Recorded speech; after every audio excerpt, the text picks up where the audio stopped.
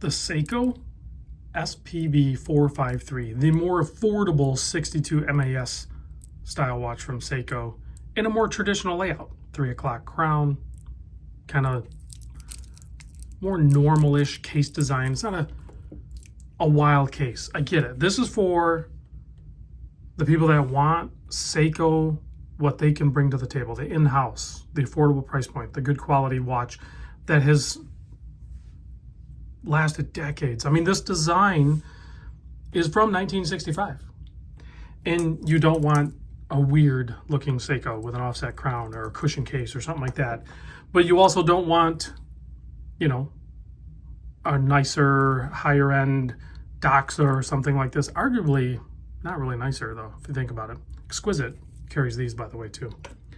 Let's dig into this, which I think is Seiko's most timeless, normal looking diver, the 62 MAS style. Whether you get this one or they have some that were limited edition with the ADAL movement, and they even have some that were, when they first came out, they were larger. This one's definitely more universal, meaning that it works on most people's wrist size and budget. So big thanks to Exquisite Timepieces for sending this over, allowing me to check it out so you guys can check it out. Here's the hang tag, retail price $1,300, using the automatic 6R55, 72-hour power reserve. It says it right on the dial. 3 days. They're rating that Prospex X, automatic 3 days, divers 202. Wait, they changed it to 300. Was it always 300? Hold on a second. I know this is the GMT, but that says, I can't read it, the hour hand's in the way. Almost all of these watches have said 200 on them. Even the older ones. 200. Am I missing something? This didn't always say 300. That's new, right?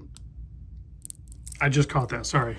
Kind of tripped me out for a second. I was ready to say 200 because I'm on autopilot with Seikos. It's easy for me to make a Seiko video because they're, you know, you get the dimensions and then they have the 6R or the 4R and then they're 200 meter water resist. Well, this one's 300 apparently. So I don't think it was 300. That's awesome. Okay, so let's get into the case size. I don't know where I was at. I lost track. It doesn't matter. It's a 40 millimeter case. These are Goldilocks sizes here. 46.5 lug to lug. And the bracelet does extend slightly past with that center link, but not much. It is not going to make a difference. It is a very good design. 46.5 millimeter lug to lug with drilled lugs. Thickness is 13.3, and you have a single domed sapphire crystal. You can see that distortion there. If it was double domed, it would be, at angles, it would still look super clear. That's a double domed. I still need to make that video too. I need to get some crystals and show you guys that. There's probably somebody already out there who's done it, but 20 millimeter lug opening, bracelet tapers down to 18. And then you have the standard clasp design here. You have the smaller fold over double pusher. And wow, only 2 micro adjust? Dive extension, 2 micro adjust. I would change the clasp. It's probably not hard to do. You could probably order one, like this clasp right here would probably fit on there. And then you'd have the 4. What are you doing, Seiko? It's 300 meter and now I have 2 micro adjust? I don't know what's going on. I'm lost. 6.5 millimeter machined screw down crown, keeping the 300 meter water resist. A nice 120 click bezel. Looks like it's ceramic. Nice, perfect amount of resistance on there. It lines up. Probably a little easier to line up when you have more of a Riot style and then the printing is actually on the dial versus having a chapter ring, the dial, and the bezel. That's 3 different things you have to line up. A little more challenging, I'll give them that. I'm actually pretty impressed with this watch. 1,300 bucks, sure, fine, whatever. You may or may not get a discount. Reach out to Tyler. my contact at Exquisite Timepieces. Tell them I sent you. See what they can do. They're not going to be able to discount a lot of things. It's just, it's where we're at in the watch buying game right now. You know, limited editions, special editions, hard to get watches. Obviously, they're not going to be able to discount. But I will tell you this, very much so, this watch reminds me of the Tudor Black Bay 58, which Exquisite also has. But it's much more affordable. So, and it's still, it's not like a homage or anything of that, because this design has been out since 1965. So it's got the heritage. It's definitely something to consider.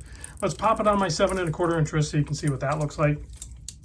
I'm sure there's other color designs for this one, but the timeless, clean, safe way to go is this guy right here.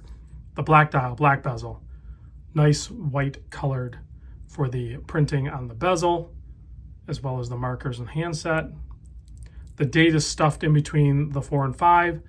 I can still read it because of the contrast of the white on there, and it keeps the balance of the dial. I know it's not going to be everybody's jam. There's going to be deal breakers on every single watch you look at. And inevitably, I'm going to hear them down in the comments or read them down in the comments. You know, 2 micro adjust, deal breaker, or I don't know, whatever, $1,300 for a 6-hour move. I don't know, whatever the comments are going to be, there's always deal breakers. But you got to look at the other side of things too. This is a lot of watch for $1,300. So yes, it competes with a lot of other watches, but it's not really apples to apples because Seiko is in-house. They're a heritage brand. They are put together very well. These are built to last, and they're great looking watches. Let's give it a quick blast of the UV light. I don't think it's needed. One thing, it would be kind of cool if Seiko's watching, listening. It's not necessary. I know you guys are putting out great watches as it is, but I don't know, give me like lume to 15 or 20 or a full lumed bezel. I think everybody that's watching this channel would like that. They would like this watch a little bit more if it had a loomed out bezel. Do we all agree on that? Or I'm not solo on that. We all agree on that. I'll see you guys in the next vid. Thanks for watching.